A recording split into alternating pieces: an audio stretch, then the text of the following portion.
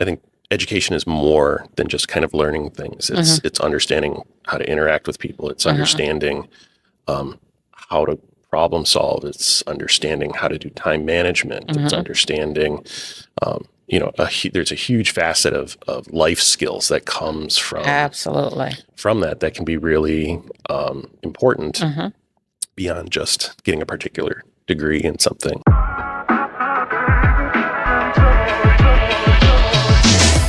Hello, and welcome to another episode of Life Empowered Living.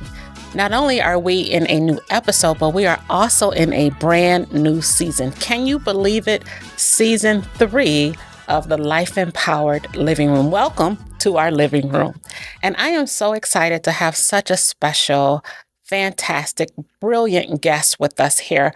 My dear friend and informal mentor, don't tell him I said that, Ed Hagopian. Hey, Ed, how are you? I'm good. How are you? Good. I am so glad you are here. I said to you before we jumped online that I have my list of questions, but I'm not even sure we're going to get through them. I want to talk to you because you're just Ed, right? So I often tell my husband and I, we laugh because we're like, Ed is our MacGyver. Yeah.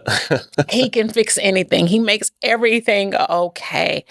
And so when I thought of you as being like this father and this husband and this cybersecurity or risk management or IT expert, all things, all knowing. But if you were to describe you, who would you say you were?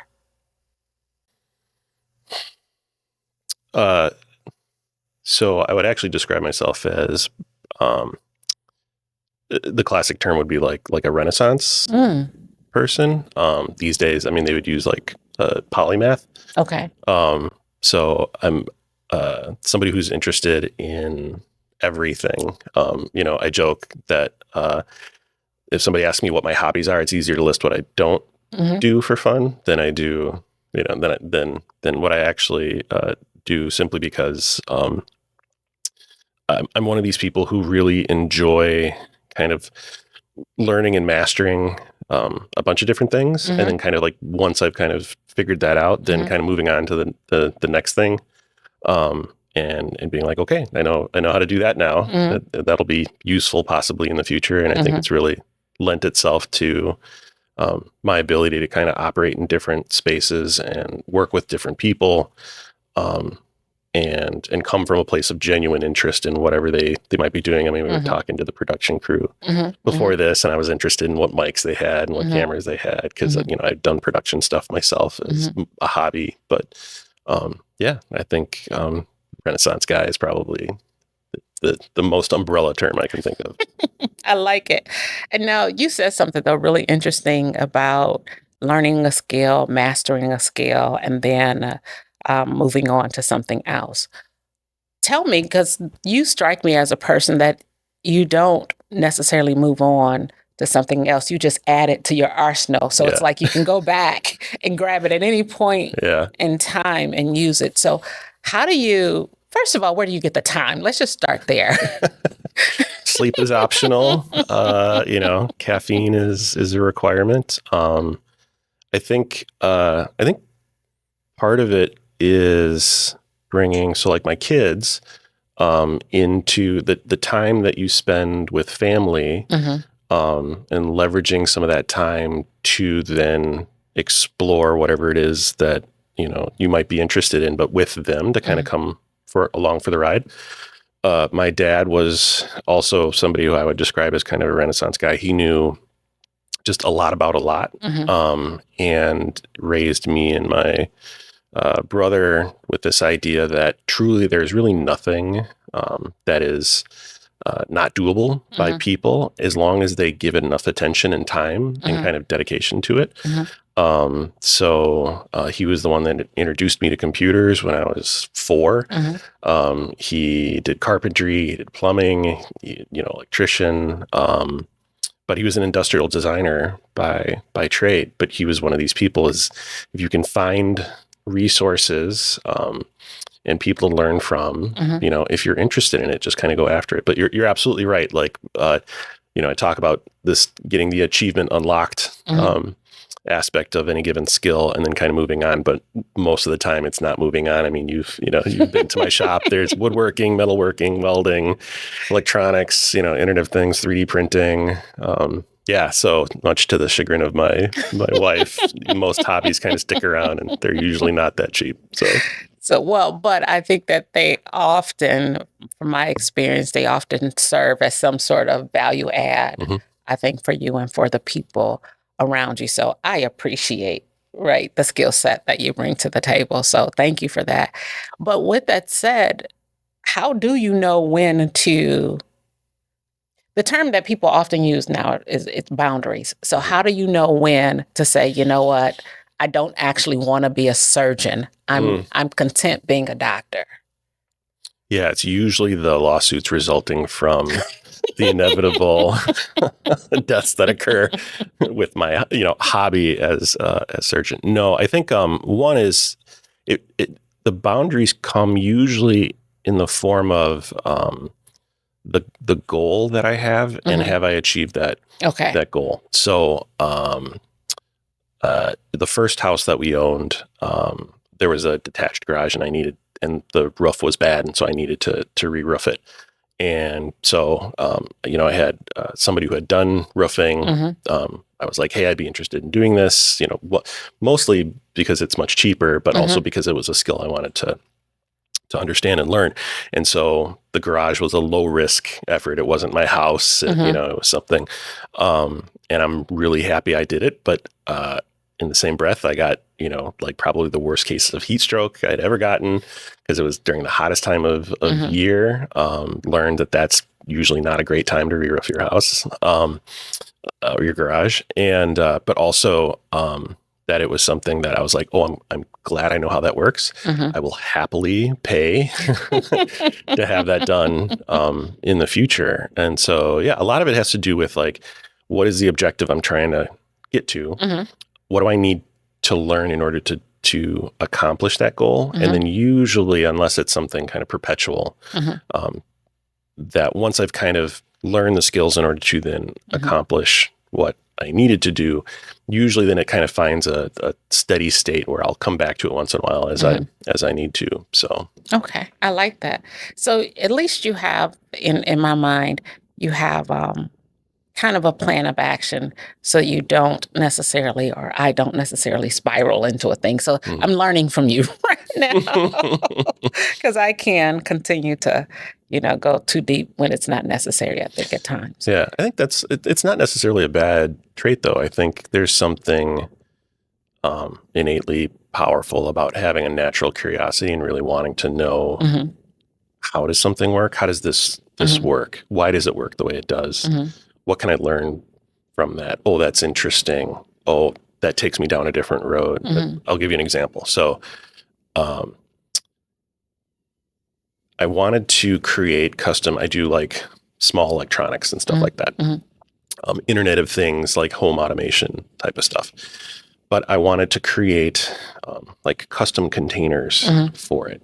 And this was years and years ago as this stuff was starting to get more easily achievable by just consumers.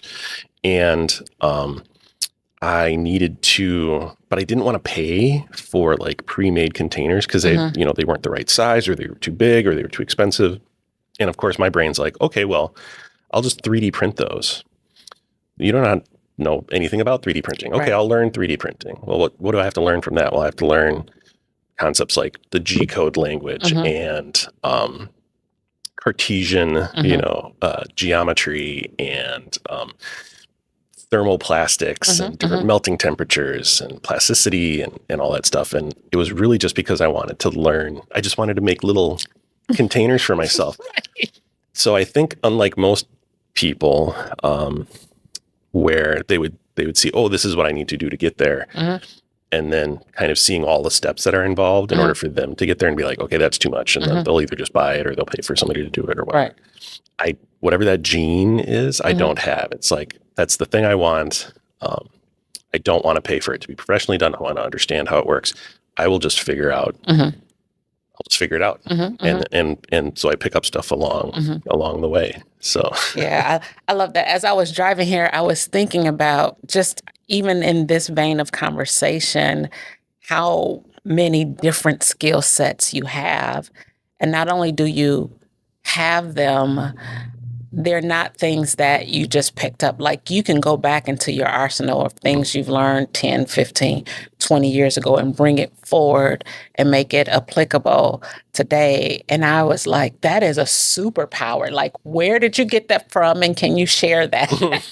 Can I have some of that? Yeah, I think I don't know if I would call it a superpower. Sometimes, one can see it as a curse. But like, so a good example is like I've been, a musician of some kind my whole life since I was probably 11 or so. It was saxophone, and then like we were talking about before, it was bass and then keyboards and whatnot. And so I like doing music. I love music. For me is a huge part of my life. But music production, learning how to record, what does a good recording sound like? Concepts of like where arrangements and what sounds good. How do you prevent it from sounding muddied and everything like that? But I'll let that go for I got back into music a couple of years ago, did a number of songs, but I hadn't done music for probably really formally for probably 7 or 8 years. Before that, I had kind of just let it go. And so part of me actually likes the idea of like, kind of like letting things flow and then kind of just letting it go into the ether. And then when it comes back, it comes back. But, it's nice to have those skills to be able to like come back to it. And sometimes seeing what the latest and greatest is with whatever the state of the art is for what I'm interested in. Absolutely. That makes perfect sense. And so when you think about all of that, I'm assuming that those principles and the things that you've done from kind of that creative, from that hobby standpoint, you've brought that into your business acumen as well. Did your business acumen shape your creative side, or did your creative side shape your business acumen? Probably the latter. Okay. I never thought I would actually get a business degree. Okay. It just wasn't something I was necessarily interested in. But at the time, I was working for Northwestern Mutual, and they would pay for school, but only in a major that served the company. Absolutely. So, anything in financial management or business or what, but I wasn't going to go and get like a music degree or a philosophy degree. Like that just wasn't going to work. So, I had made a promise to my father that I'd eventually get my degree. I didn't get my degree until 2014. So a very late bloomer in that regard, but I had been doing computers and engineering professionally since I was 16. So a degree wasn't, I'm one of those people where the degree wasn't the thing that I needed to gateway into my professional life. I was already doing it professionally beforehand, but it was something that my father really wanted. For the family, I was the first one to actually get the degree in my family. And wow, congratulations. Yeah. No pressure? No pressure. But I appreciate, the tenacity that he had to make me finish and get it. And what was interesting about that was the creativity part of it, the natural curiosity. How does this work? How could I use it in my life? The double clicking into the different aspects of it. I found that, in getting the degree and understanding concepts like marketing and communication, business modeling, and all the aspects that go into running a business. And it really helped serve me when I had my own startup. And I mean, I was, I think, 19, 20, I think at the time, working for another company, but moonlighting, doing consulting for small and medium medical practices. So understanding like how to run books, balance your budget, do invoicing, invoicing your customers, revenue streams and all that. Having that background, I think, or that need from understanding business, and then having an opportunity to then go and see not only what did it look like just in me executing it because of a necessity, to then, well, academically, how does that look? And it was very similar in the sense that I needed a minor, and so the only thing that was really offered at the time was HR. So I wound up accidentally getting a minor in HR, and so not a career that I would necessarily aim for, but the information and how that works, I think, is proven informative and super useful to me over the years. Now, what I heard you say, and correct me if I didn't hear you correctly, but you were running your own business at 19. What gave you the courage to do something like that? I kind of it wasn't so much of like starting it. It was more around putting like a formal framework around something that I already been doing. So it started. I've been doing computers, like I said, very, very young.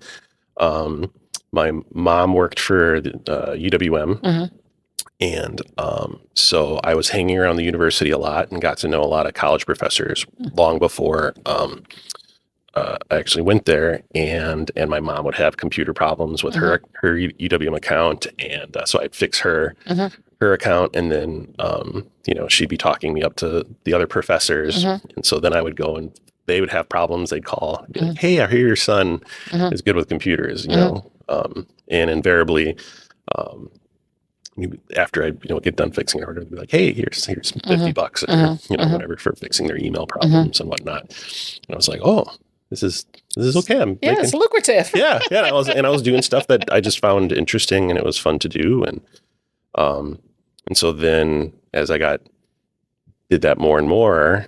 And then, the idea of like, at some point I'll probably need to start paying taxes, and, sole proprietorship, discussions were had and whatnot. And so then it was more of like, okay, how do I, if I am going to be doing this at this volume versus just favors for friends of my mom, how do I do that legally? Yeah, legally. And so I took a class at METC on, doing just setting up an LLC, super basic, but actually an amazing class. I learned an absolute ton from that in a very, very short period of time. And, at the time, I think an LLC was like $125 to do the licensing for, but I had a whole, computer company set up just via paperwork. It was like very kind of bizarre as like really still a teenager, understanding how that all worked and being like, oh, I have an actual business now, for something that turned out to not be that difficult to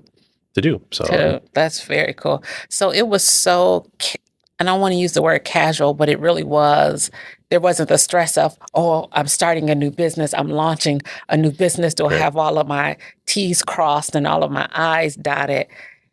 The stress that we put on ourselves today. And I think just the naivete of being a teenager, being like, sure, like why couldn't I? I didn't have a mortgage or kids or medical insurance to really worry about at that point. So it was having the freedom of being like, if it works, great. If it doesn't, it's I'm still going to be doing it on the side. But yeah, I learned a lot. So now, when you think about, and I know you mentioned that you have kids and that you're married, but when you think about your journey to where you are today, what do you tell them about traditional schooling or secondary education? How do you guide them? First thing my wife says is that I am not the typical model of how to go about getting your education. Okay. How your presumed career progression would work. So in high school, we won my sophomore year, I think we won a contest that got us hooked up to the internet. And at this point, there wasn't even the World Wide Web. Like there was no, browsers to speak of or whatever. You're dating yourself. I am a little bit. And me. Yeah. And so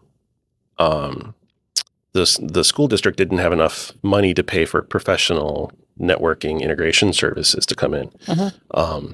But our computer science teacher, said, I'll help you guys figure out how to do this stuff. And so I learned, networking and, internet routing protocols and, a little bit of the Unix operating system at the time and all of this stuff. And it was because we wanted the internet, but no one was going to give it to us. So it was a lot of reading manuals. It was a lot of breaking stuff. Had to figure it out. Yeah. And figuring it out. And so it was just that mechanism of tenacity and desire to have something. And so for the kids, I say, whenever they show interest in something, I said, I will give you everything that you need to explore this, but it's really up to you to explore it. And if it's something that you truly love and have a passion for, then you should do everything you can to learn as much as you can about it and really, truly master it so you have as much fun as possible with it and it's useful. But it's not necessarily a replacement for a formal education. I think education is more than just kind of learning things. It's understanding how to interact with people. It's understanding how to problem solve. It's understanding how to do time management. It's understanding, there's a huge facet of life skills that comes from from that can be really important beyond just getting a particular degree in something. And I think, COVID really was a heavy impact into a lot of that when you had so many kids isolated for, 2.5 years, really at the prime of their socialization window, right? Yeah. Understanding what it is to be a young adult versus a teenager, where a lot of things are directed at you through your parents, through your teachers, and now getting a lot more freedom, but not necessarily having had the modeling, the training examples. For the freedom. Yeah. Yeah. And I think you see it today in some of the difficulties that we have across social media and relationships between people and whatnot. So, I think school is more than just the education part. So, for me, I grew up at the university. My mom was there all the time. I spent my summers hanging out in the library. So the idea of education was this very kind of all-inclusive and just immersive type of atmosphere. But there's different ways for everybody to learn. Yeah. And it doesn't necessarily need a 4-year degree. I agree with that. There's a lot of people who I know who are super brilliant, who are tradesmen. And there's a lot of people I know within the tech world who never got their degree. They were, old school hands-on geeks. learners. Yeah, exactly. They figured it out. Yeah. They got skills behind it, and they were able to find a job with it, and they were able to continue to explore that, and that worked out perfectly well for them. So I think just understanding the different choices and trade-offs there I think are important. I think that is the key, the trade-offs and the differences, because there definitely are some trade-offs that sometimes we take for granted, like the socialization. I think that is such a big part of this. And now for me, again, I'm a glutton for punishment. I'm in school now for my doctorate degree. And I found that I was doing so much studying and so much research just for my clients that I said, well, I got to do it anyway. I might as well get a piece of paper behind it. And so that really was kind of how the decision even came about, because I was just doing so much studying. And I knew that from a business perspective, having those, that piece of paper, it adds a level of credibility. So I love that. And now, but when you think about you now, you think about even your academic journey, today, what would you say to your younger self? Just in general. It doesn't even have to be about school, but just like... Sure. What would I tell younger me? Exercise more. Not just for the aesthetics of it, but I've started. So I'm doing a big trip to Newfoundland next year, and I joke. I was like, I do not want to die in Canada. And so, I've been back in the gym every day during the work week, and then I let myself relax on the weekend. But while it's in preparation for this trip, it's also really helped in terms of energy, and just general well-being and stamina for the job I have now, which is all encompassing, and I don't think I would be doing nearly as well if I didn't have kind of that routine.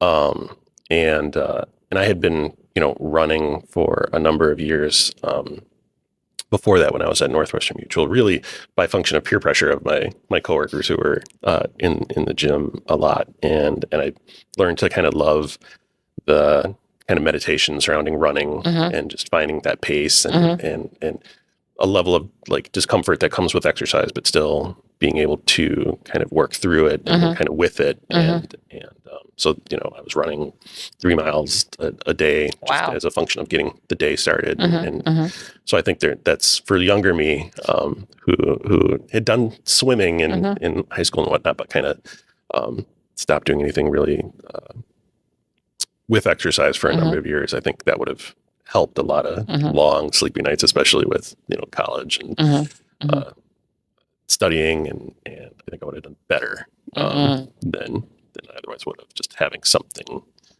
to help that. Yeah. I'd say give myself more grace. I'm a bit hard on myself at times. And knowing what I know now, being like, it's gonna be okay. Like, it's okay. Yeah. You're kind of looking at the future and uncertainty and being super worried about things. Yeah. And like as a parent, right? That your first child, you're super worried about everything. Everything is a, impending danger for your kids. And by the third one, you're like, are they still conscious? Yeah. All right. We're good. They're fine. Yeah. They're fine. So yeah, probably just more, it's going to be okay. Relax. And probably lastly, I would say just to observe more. I tend to be, with like hobbies and activities, and just like I joke that my RPMs are higher than a lot of people. My resting RPMs are around 8,000, and other people's maybe around 2,000 or 3,000 and whatnot. But I think just like taking a moment. My favorite times now are in the fall. If I go hunting or something, it's just simply sitting in the woods and just being. Mother Nature has a way of kind of dissolving all of the madness of modern life. It's just you in the woods, and the woods doesn't care if you're there. The wildlife, doesn't really care if you're there or not. And so it's a much more kind of being present than I think some of the time when we're worried about what's going to happen tomorrow, what's going to happen 4 years from now, what's going to happen a decade now. I got to worry about this. Oh, my 401k. My retirement plans. Oh, my job. Oh. Isn't that something that's the one thing I always think is really interesting about just vacation? Like, you're going to come back to all of this, whatever it is, but some sort of way your mind can say, like, don't even worry about it. It doesn't happen when you're away. But the minute you get off that plane and you get back into the city, it's all right back. It comes flooding in. So it's just very, very interesting. But now, that kind of question is kind of a looking behind you question. Now, if we were going to turn around and look forward, what would you say the next chapter, if your life was a book, what would your next chapter be? What would you call it? Second gear. So we're at 8,000 RPMs, and the second gear is going to be. I don't know if I would have necessarily predicted kind of, where I am now in terms of like, okay, you're going to be, I would have presumed, not necessarily as a teenager, but definitely as an adult, like where would I expected myself to be, 48 and professionally.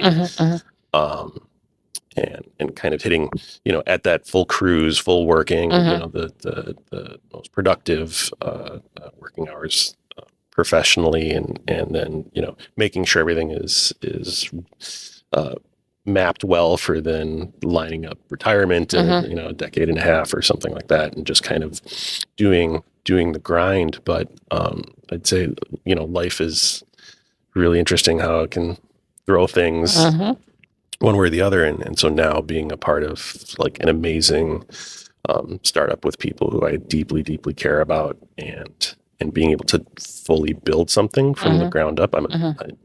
As you might have guessed, like I enjoy creating. I love building. My mom is an artist. My dad was a industrial designer. So, I joke that my life was half NASA, half art camp, but all creation. We were constantly drawing things, building things, making music. My life is a function of building cool things with cool people, and instead of now working for a large company or some other tech startup, or now I have an opportunity to truly build something from the ground up with people I deeply love, and I can't imagine a better place for me where I am now. So now I'm so glad that you mentioned that, because I wanted to ask you about that, especially the way that you kind of framed it, where, you're kind of coasting. Coasting is not the right word, but you have a rhythm, right? You have a rhythm in life. You have cruising speed, right? It's 50 miles an hour, but you're covering ground. Right. You're doing exactly kind of what you would presume to be doing at this. There's not a lot of, things from left field or whatever, but I was at Dell for a number of years and got let go, and it just timing of that versus this opportunity, and it's been it's like But here's the question, because I have a feeling, and again, tell me if I'm wrong, I have a feeling that even if you were still at Dell and there wasn't that timing component, if this opportunity would have come and sat, right next to you, I just got a feeling you still would have went for it. Absolutely. So what was the thought processes? What was the methodologies? How did you get to the point where you said, yes, this is what I want to do? Because I guess you still could have had options. You could have went to another large company and, ran a division or whatever. It was the people. So it was 100%. I went to Dell to work with my friend Sheldon. I joke that he was probably one of 3 people who could have gotten me to leave my job at NM. I was comfortable at NM. I had a lot of people that I enjoyed working with.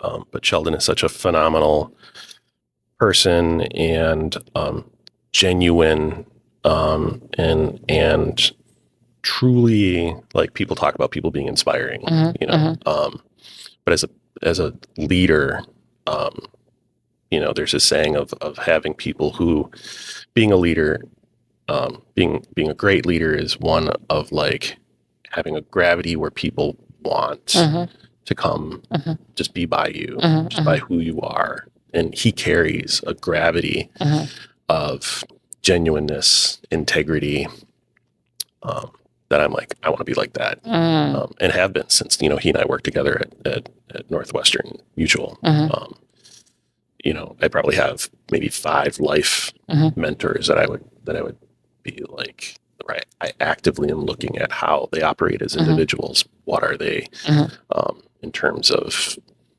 not just personality, but like their soul, right? Like, what are they truly about? And he's always been what we have, very, very similar life circumstances in terms of finishing school later in life, having a life partner that we've been with for a long time. Go ahead. Yeah, pretty much our whole Go ahead, lives. say forever. and the strength that having that level of relationship and strength and closeness for that amount of time brings and whatnot. And so like I saw a lot of me and how he operated, but then at that kind of next level and being like, how do I get there? What can I take from it? And so working with him, working for him has been a great opportunity to learn life lessons from somebody who I feel is doing life in a noble and gracious fashion, while still being human. You know, like he and I get into disagreements from like a technology or strategy perspective, and but coming from a place of not interpersonal turmoil, but truly like what's the right thing to do. Like we talk, like I love when we debate as engineers because I know whatever's coming out of that is going to be truly the right thing. It's amazing. It's amazing to work with people like that, have an opportunity to work with people like that. And that's right. That's the $1 million question. How are we able to disagree and not be disagreeable? Or how do we, and I celebrate it because that just means you have an opinion, you have a thought process, you have an idea, and it's yours. But I have also seen kind of in my line of work that that's not always the case. And because you have a different opinion now, I don't like you, and now I'm going to sabotage you. And now, you know, so what did you learn? How did you learn that skill that I can disagree? Yeah, that was having a mom who's the last diehard tree-hugging hippie on the planet and a dad who was a staunch conservative. And to this day, I'm still like, I'm not quite sure how they did it, how they got together enough to have me and my brother. But I really would say having that dichotomy of perspectives from, you know, people I absolutely loved, in some ways kind of forces you to say, well, like, are they right or are they right? And if you respect both of them to such a high degree, like, is it, well, some of what they're saying is right, some of what they're saying is right. What's the nuance? And so I think the ability to have difficult conversations, whether it be between family members, between friends, between coworkers, between employees, is ultimately it comes down to the quality of relationship that you start with. I talked to, two core values that I hold to any team that I'm developing. And, you know, I joke that like, if I had a useless superpower, it's building teams. I love building teams. I love developing groups of individuals, especially when they have kind of disparate opinions, because I believe that's a set of attributes that work really well if done well. But you have to have these core values of trust and transparency. You know, I talk to my teams about there's a difference. I say, imagine that you're at the pub after work with some of your coworkers, and somebody who you deeply respect, and you have a good relationship filled with trust and transparency with, you know, looks at you and says, hey man, you know, I dig you, right? But you know, you kind of messed up today. How do you receive that? If it's from a relationship or a perspective of loving intent, you receive that as not somebody who's trying to break you down, Right. but they're trying to get you to recognize that you are better than you were in that moment, and that they're actually trying to provide you a perspective or an opportunity to be better the next day by just simply owning the mistake, which everybody does, versus somebody who you don't have a good relationship with, where there isn't trust or there isn't transparency. And now, how do you receive that? You receive that as somebody who's attacking you, as somebody who you have animosity toward, or you don't know where they're coming from. Are they where are they at in terms of like, are they trying to attack me? You don't know. There's just not that there. So when I build teams, I focus a lot of energy in getting them to see each other. So that way, when you do have disagreements, and that it is not with each other, it's about whatever it is that we're looking at. Is it a system design? It is a process? Is it a strategy? And if everybody is coming from this perspective of like loving intent, I think you can have those difficult discussions, and no one comes out of that feeling offended or hurt. Yeah. Let's hope, right? And I love what you're saying. I actually always say you attack the issue and not the person, and being able to have that conversation. But I also know that even when you assume good intent, my baggage may make me see your good intent as ill intent anyway. Right. And so that communication part is so important. It's so critical. Now, I heard you say that you've been married, and I think you said forever. Yes, I mean, I've been with my wife since I was 17. Okay. And married in 1999. I love it. And she's everything. So here's the question. I'm always doing this informal survey to men. How long did it take before you knew she was the one you wanted to marry?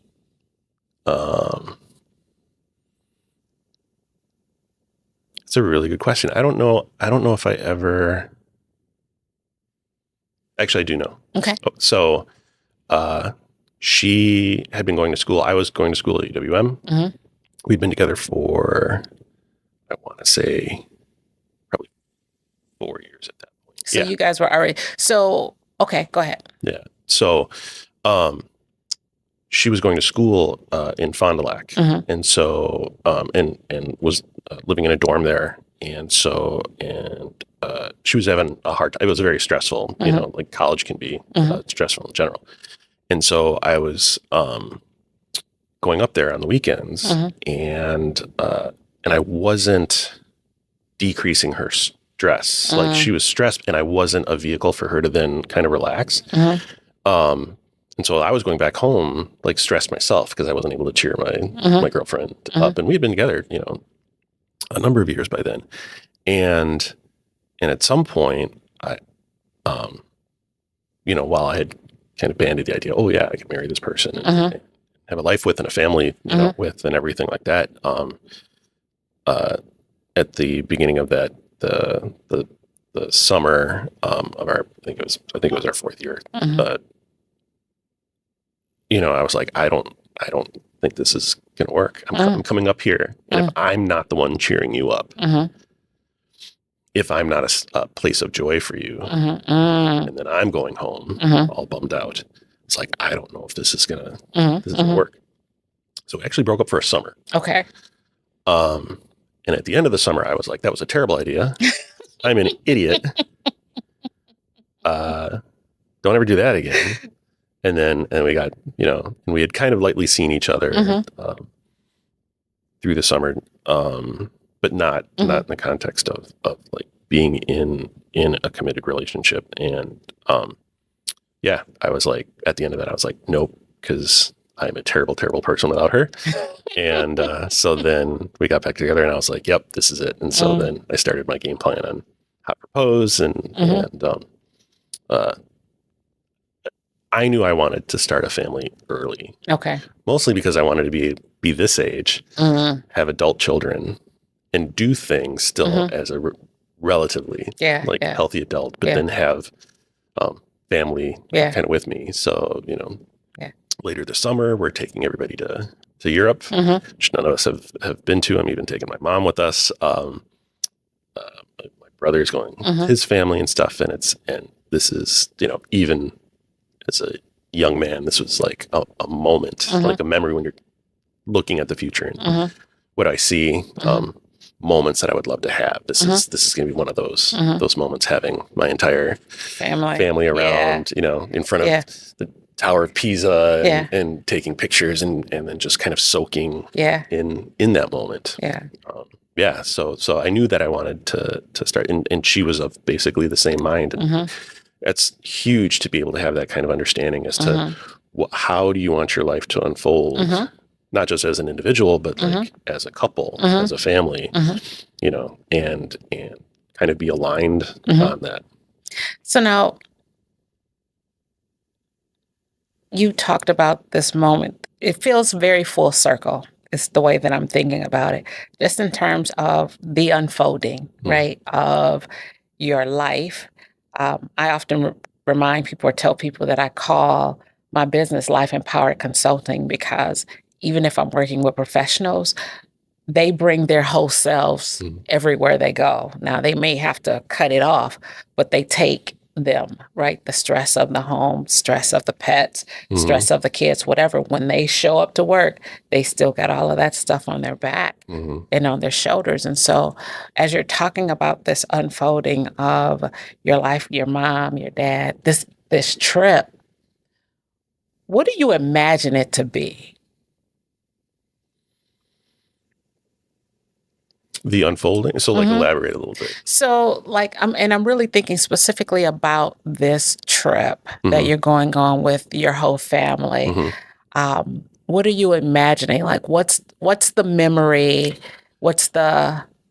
Yeah, it's interesting. So when people, it's not even anticipated memories of places, it's anticipated memories of feelings. So people talk about, they don't necessarily remember how people around them, like certain, like specific things that they did, either for them, to them, whatever.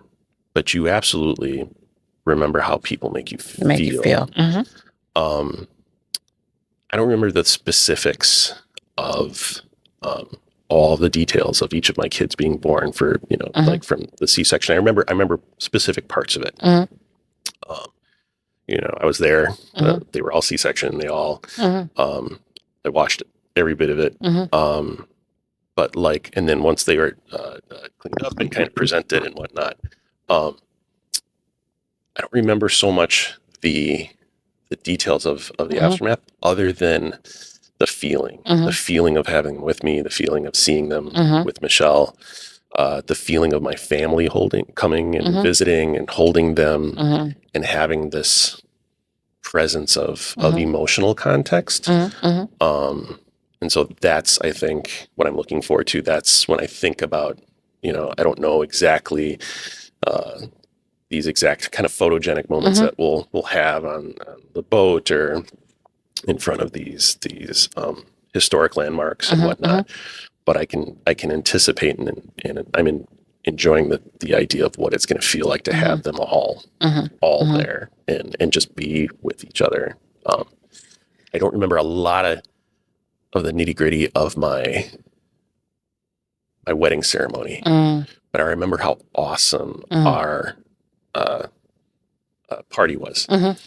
And how happy I was that pretty much everybody we invited came and just bore witness and were as happy as we were. I remember that feeling very, very vividly. But I don't remember exactly the conversations I had. Right. How the meal, I know the meal was great, but exactly how that was. But I do remember the feeling. Yeah, I get that. Makes so much sense. So Sheldon loves to travel, and he loves to travel much more so than I do. I don't mind it. He loves it. So I go where, when he goes and where he goes. But to your point, it's not about the destination. It is about the experience with him or with the kids when we get there. Yeah. It is really, and honestly, I'm like, I can do that at home. I don't need Yeah. So that's always our one of those moments of tension. But I'm grateful for that ability to even create those memories, right? Create opportunities that you have kids that want to go on a trip with you. I worked for Microsoft for a number of years, and I remember being in Seattle for the first time, and I've had this experience a number of times when I've seen something new and amazing and be like, oh, this is awesome. And my wife isn't there with me. And I'm like, oh, I don't have anybody to share it with. This emotion with. Yeah. And that bums me out. Yeah. I can really, if I'm going someplace new, the first thing I'm trying to figure out is okay, can Michelle come with me? I remember for our 20th wedding anniversary, she had gone to Portland for some client work a number of times. And I had never been to Portland. She's like, okay, here's what we're going to do. I'll fly you into Portland. We'll spend the weekend together. We'll go to Seattle for a couple days. We'll take the train up, and then we'll take the train home from Seattle on the Empire Builder from Amtrak. And I was so excited about being able to share Seattle with her, which she had never been to, and her sharing Portland with me, which I had never been to. And I love that. I love sharing awesome moments with people, almost more so than I do like enjoying whatever it is I'm looking at. You know, like New York. She had gone to New York prior by herself. I'd never been to New York. I went to New York, and I was like, "Oh, this is amazing!" But my favorite time is when we went together. Yeah, I think New York is definitely one of those places too. It's just so much to see. You want to share that with somebody. So yeah. So now I am thoroughly enjoying this conversation, but I'm also looking at the time here. But I want to just spend a little bit of time before we wrap up on this next chapter, this what'd you call it? Second gear. Yeah. What does that look like?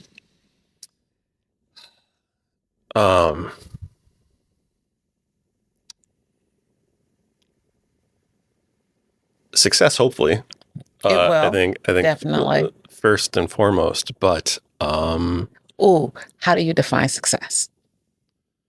Sustainability. Okay. If this would become a $40 billion company, I would not, turn that down. But the ability to do what we do well, sustainably for any clients that are interested in it, be able to grow safely. There's a lot of companies that are just, they're looking for that year over year, just grow super fast. But I think mostly it's building something with friends, seeing what we can do, exploring what we can offer as something that's different than perhaps other companies. And being able to have those experiences with, friends and family. I've been extraordinarily lucky that for the most part, my entire life has been doing stuff that I love. Not everybody gets that opportunity.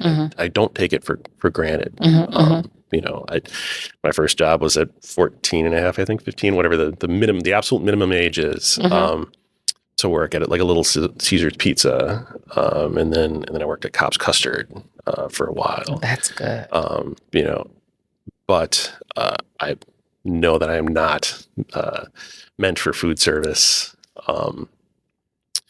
But being able to, consult do computer consulting, fix people's computer problems as a teenager, being able to recognize that it's something that I could do. Having a career doing really what I love to do, making a good living at it, has been exceptionally fortunate. And then add on being able to do it with people that you really care about and building from scratch. Not even working like, Sheldon and I met as architects, IT architects at Northwestern Mutual, and we were building things, building an architecture practice, but it was for, a gigantic Fortune 100 company. And so you were ultimately a cog in a machine, and you were having a good time, and you were building things, and people can go their whole lives having absolutely fulfilling lives like that. This is okay. Now do it from scratch, from truly zero. People talk about, well, if I was in charge, this is how I would do it. Not everybody gets that opportunity. And now, Sheldon does, and I get to be a part of that. And that's what an amazing gift. Yeah. One of the things thinking about you that for me personally reinforces your amazingness to me is that not only do you know the things at that VP level, like you're that guy, but you're also that guy that I can literally say, my laptop broke. Yeah. And you don't frown up like, I'm the VP. This is not what I do. Go find, you just fix it. So how do you maintain your humility, your approachability with all of your capability? One is just recognizing that I am literally no better than anybody else. I have more, interests than say the average. I want to say I agree with you, but you're wrong, Ed. You're much better than I will always be technical. I will always be technical. Mm-hmm. I learn things quickly. Mm-hmm. I can comfortably say that I'm good at creative problem solving. Mm-hmm. Part of the desire to become a people leader, beyond just enjoying people. Mm-hmm. Like there are people who are introverts and extroverts and Mm-hmm. a mix in between. And I'm unabashedly an extrovert. And I draw energy Mm-hmm. from being Mm-hmm. around other people. Mm-hmm. I was in a band in college, Mm-hmm. and the most energy I would get would be from me playing to the audience, Mm-hmm. the audience enjoying what they were listening to and cheering, Mm-hmm. and being excited and dancing and singing, and having that feedback loop of positivity. Yeah. That not everybody, some people don't get their energy that way. It's super anxiety inducing and whatnot. But for me, having that, not attention, but just everybody's energy is raised. It raises all ships. And so coming from that perspective of enjoying people, recognizing that technically, I'll always be able to do technical things. But if computers are easy, what's hard? People are hard. People are difficult. They can be emotional. They can be irrational. Temperamental. Yes, all of the things. To your point earlier, you don't know people's story. There's a quote. It always gets attributed to Robin Williams, but I don't know if that's necessarily true. But it's like you don't know people's story, so be kind. You don't know any given situation what somebody might be going through. Yep. And that doesn't necessitate that you have to constantly, kind of fold because they might be in a situation or whatever. But you absolutely should have an assumption of you don't know the bigger picture, and to come with a level of empathy. Because we all, to your point, we all have that that baggage. You don't know what somebody's walking in with. Somebody could just, had a really bad day. Or a really bad night or a fight. So they're coming in and you're like, why are they acting so weird? And it's kind of taking that extra step to be like, oh, there might be something going on. Something else. Versus like, just kind of blowing them off. Right. Like, oh, that guy's a jerk. Yeah. Absolutely. Whatnot. Absolutely. So people are hard. It was the next skill to pick up, figure out how to make it work with people. So the overall theme of, when I think about this podcast, or when I even think about the business of Life Empowered, I have these 3 tenets: it's embrace, it's empower, and it's elevate. When you think of those 3 things, what do they mean to you?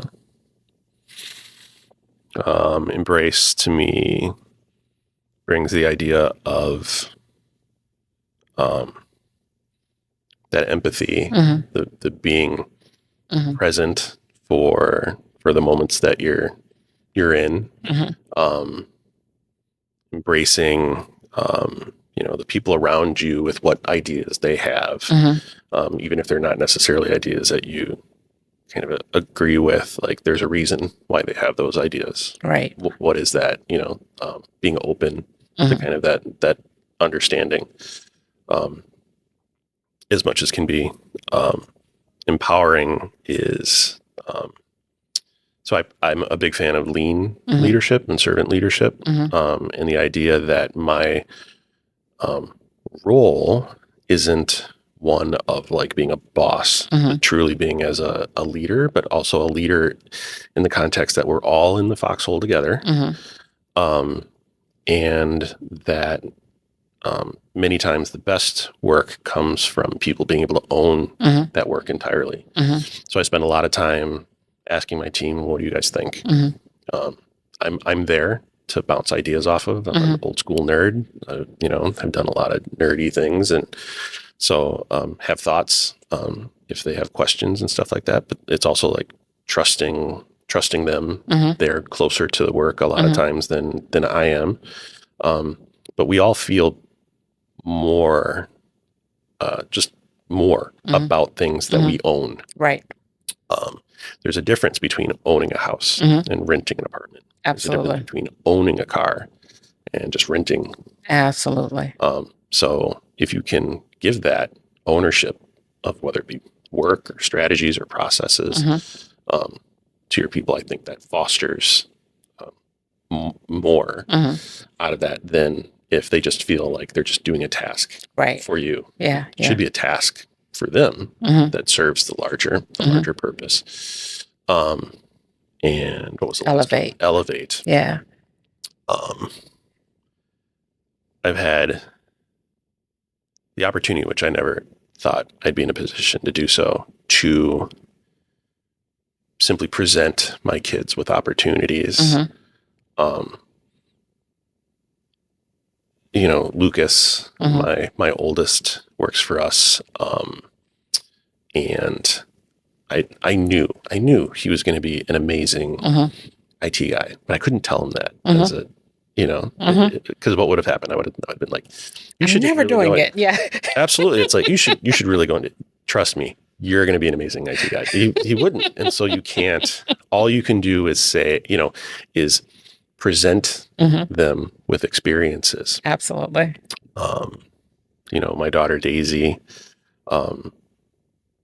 has some health concerns, and so which prevents her from having what a young person's normal operating procedure would be, like just working at cash registers or whatever. But she's an amazing, creative young woman, and really, really amazingly creative and brilliant and bright. And this opportunity has been able to foster her ability to work as a young adult, but within the context of when she has bad days and physical limitations and whatnot. And I would have never guessed that, that my life situation just kind of running through then presents itself to as an opportunity to kind of help them out.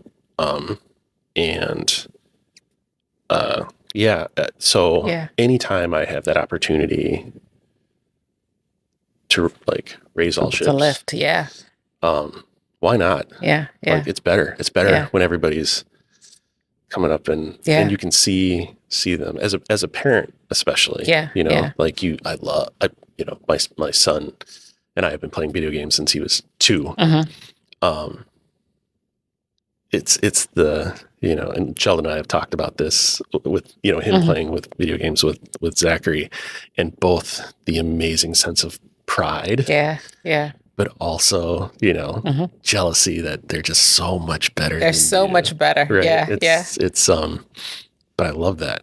I love seeing them thrive. Absolutely. More so than myself. Because that's what parenthood's about. And I think seeing my staff thrive, those opportunities where they see things and they're like, you have to check this out. This is amazing. I love both them having the kind of passion that I have about certain things and then sharing that because I get energy from it. It's just like, they're excited about it. I'm like, I'm excited about it. I love that. So that's like, that's a noble life, being able to do things like that and now do it having the opportunity to try and make it work for an entire company. Yeah, isn't that crazy? It is crazy. It is wild.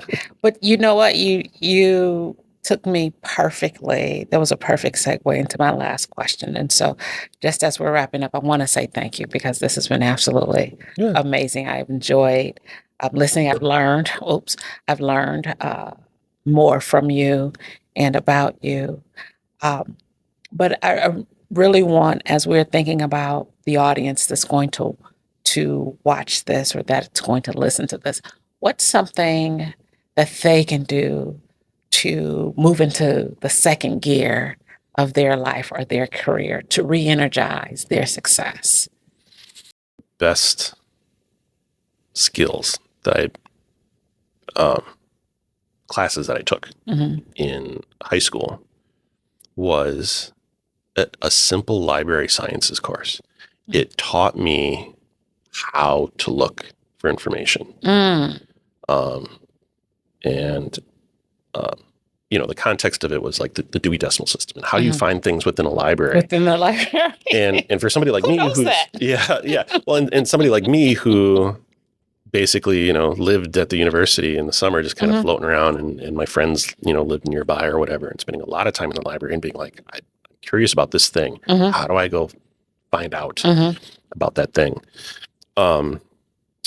Knowing how to research something, knowing how to part of the class was just understanding that how I think about things, how I would presume to search for things isn't necessarily how someone thought about it when they were creating it. And so understanding that if I am curious about something, that if I'm not finding what I'm looking for, it doesn't mean that it doesn't exist. It just simply means that I need to look differently. I need to think maybe differently about how to go about it. I think one of the interesting aspects of AI these days is that anybody can go to Gemini or ChatGPT or Claude is you now have a vehicle to ask questions to an engine whose entire basis is based upon relations of concepts. How close is dog to cat to pet to animal?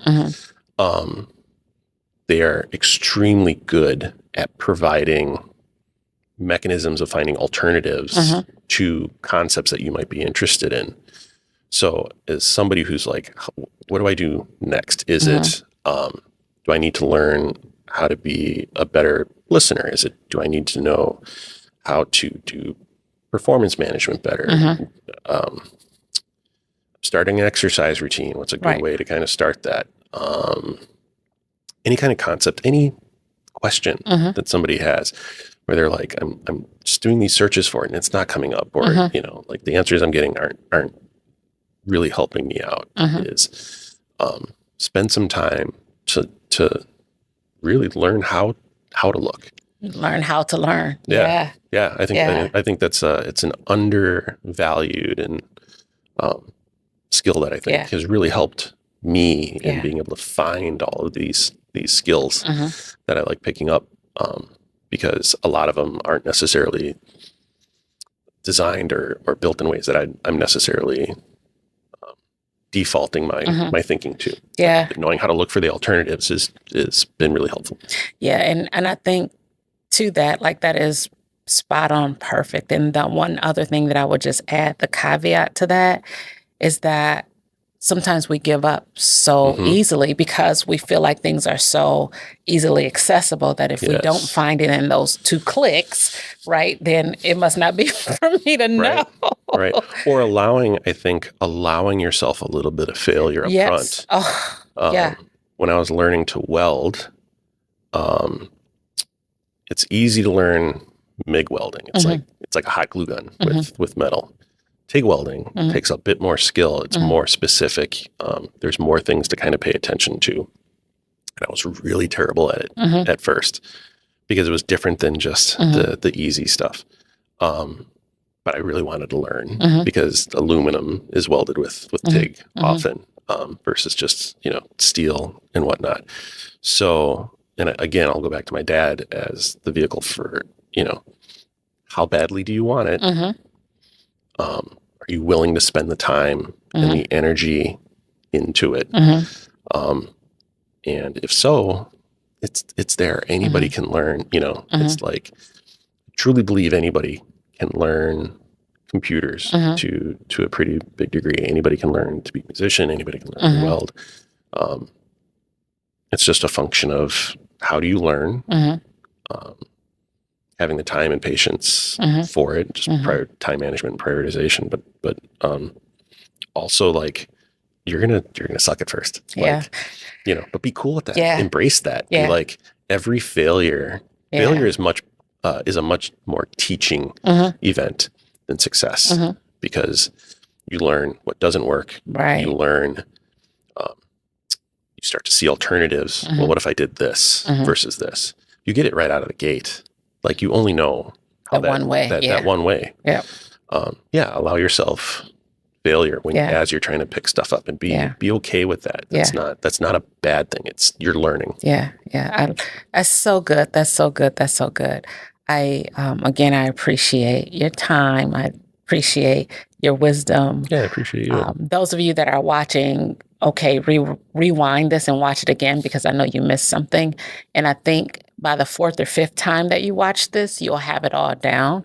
So just also grab a piece of paper and a pen and take notes, because you're going to need all of this information as you are getting ready for your next level in life as well. So thank you again for joining me. Ed, thank you all for joining. And remember, live life empowered. Take care. Goodbye.